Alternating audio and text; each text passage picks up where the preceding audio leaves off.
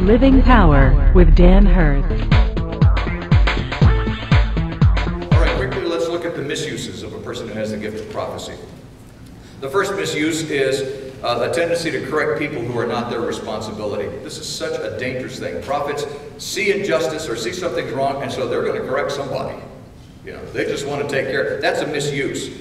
Right after Peter had uttered the words, "You are the Christ," which is in Mark 8, look what happens. Mark chapter 8, verses 31, 32. Now he's just said, Jesus says, who am I?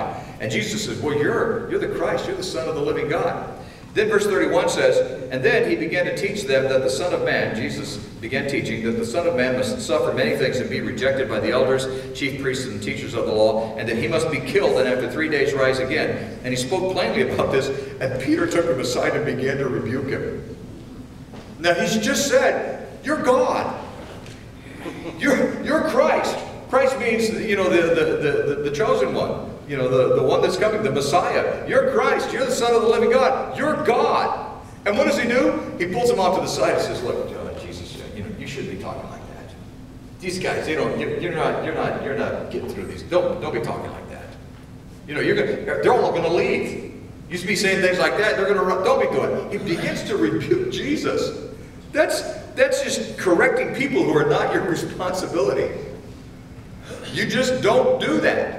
But yet a prophet will misuse their gift, and they'll assume that they have the right or the responsibility to correct somebody that's not their responsibility.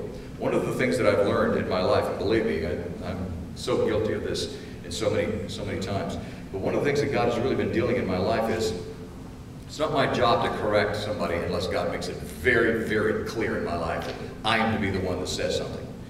It's not my job to correct somebody. That's God's job. And if God can't correct them and convince them, then I have no business trying to do so. And I hear this all the time, you know, from people say, why don't you do something, or why don't you go do something about it? And I always say, look, if God, I'm not the Holy Spirit. It's not my job. If God can't convince somebody that they need to be doing this, then what am I going to do? I mean, you know, what am I going to accomplish? It's not always the prophet's responsibility to correct somebody.